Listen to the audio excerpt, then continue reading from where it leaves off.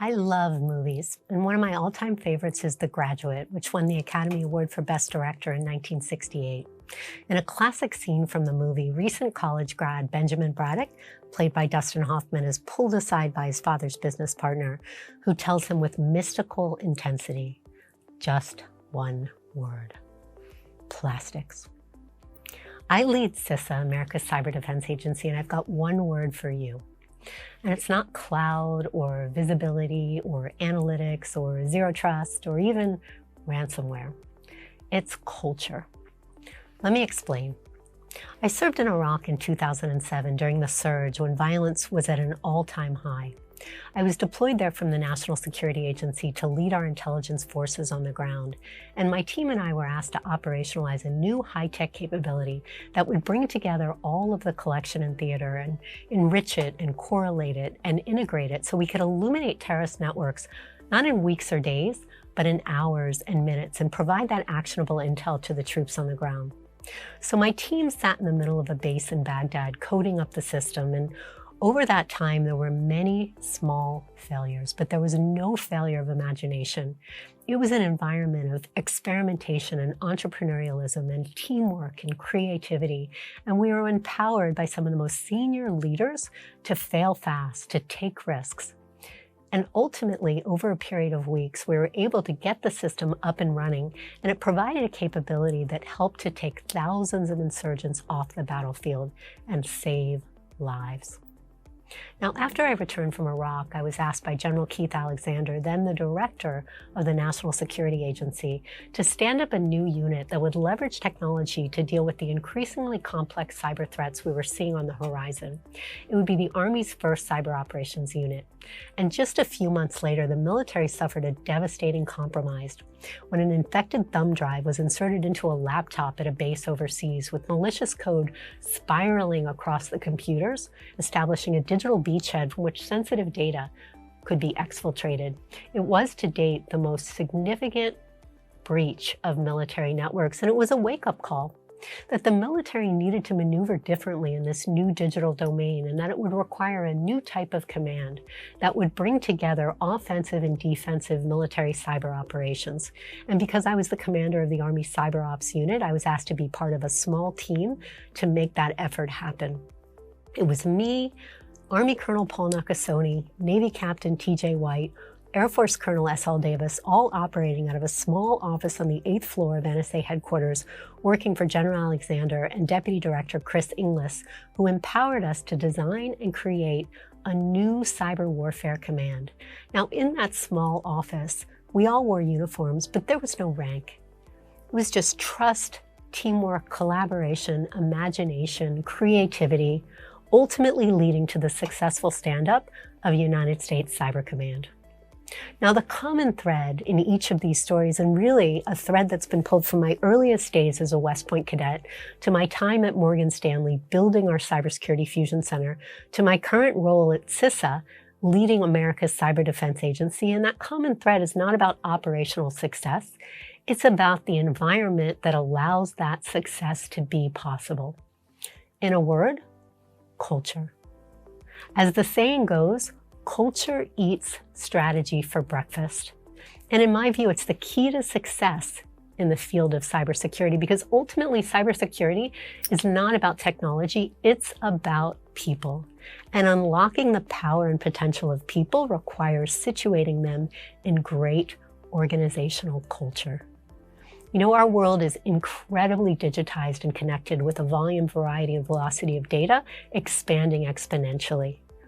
And that connectivity has brought us much good. But as we've added more data points, more devices, more platforms to the internet, we've created more points of failure, and we've increased the attack surface for threats. So now there's a cyber attack roughly every 40 seconds, 10% of websites lead you to malware. Cybercrime damages are expected to cost the world $10.5 trillion by the year 2025, the same year when we expect there to be 3.5 million unfilled cybersecurity jobs around the world. So the question is, how do we grow a diverse cyber workforce to develop innovative approaches to countering increasing cyber threats? And how do we incentivize the current workforce some exhausted, some burnt out, to stay in the field, to thrive even? Well, the answer is that we as leaders have to create organizational cultures where our people love what they do, respect their colleagues, are empowered by their leaders, and feel like they're making a difference every day. Among the organizational imperatives of this job, I've spent a significant amount of the last 7 months directly engaged with my workforce to co-create a culture of core values and core principles that define what we expect from each other and what we aspire to be. The themes include trust, teamwork, collaboration, imagination, inclusion, innovation, empowerment, resilience, and a fundamental recognition that no asset is more important to an organization than our people. It doesn't matter where in the world that organization is, it's a universal truth. So what does that mean in practice? Well, it's a culture that recognizes the importance of creating an environment of psychological safety where everyone feels they can be their authentic self, where they feel empowered and supported and cared for and always treated with dignity and respect. It's why we're instituting workshops promoting psychological safety across our workforce at CISA. It's a culture that recognizes the importance of not just welcoming diversity, but truly celebrating it. Because diversity, neurodiversity, ability, diversity of gender identity, of sexual orientation, of race, national origin, age, background, all equals diversity of thought. And that makes us better puzzle solvers. It's why I'm proud to be one of the first agencies to give our folks the option of embedding their pronouns into their email addresses, a small but meaningful symbol of the importance of embracing acceptance. It's a culture that recognizes that some people can be just as effective working at home rather than a cubicle in an office that it takes a long commute to reach. It's why we offer remote work for many of our positions at CISA. It's a culture that recognizes that pandemic fatigue and burnout and languishing are all really real things. It's why we've made 2022 the year of mental health, because mental health is health. And it's why we've provided the Headspace Mindfulness app available to all of our employees for free. It's a culture that recognizes that feedback is a gift. It's why we're one of the first federal agencies to implement 360-degree feedback for all our employees, to disincentivize managing up and to incentivize teamwork and servant leadership. It's a culture that recognizes we can't be paralyzed by fear of failure, but must continuously learn from our mistakes and from incidents and from events. That's why I was so proud to appoint some truly incredible leaders to our first Cyber Safety Review Board, which will assess our responses to significant cyber incidents and make recommendations on how we can improve. And it's a culture that recognizes that trust is the foundation of any good relationship, from a marriage to a business deal. It's why last year we established the Joint Cyber Defense Collaborative, or JCDC, to move from partnership to true operational collaboration with the private sector, from information sharing to information enabling. And finally, it's a culture that recognizes that the human element of cybersecurity is about more than the cyber workforce. It's also about the billions of people around the world that use technology every hour of every day. Our global population is now 7.9 billion people, 5.1 billion on mobile, 4.7 billion on the internet, 4.5 billion on social media.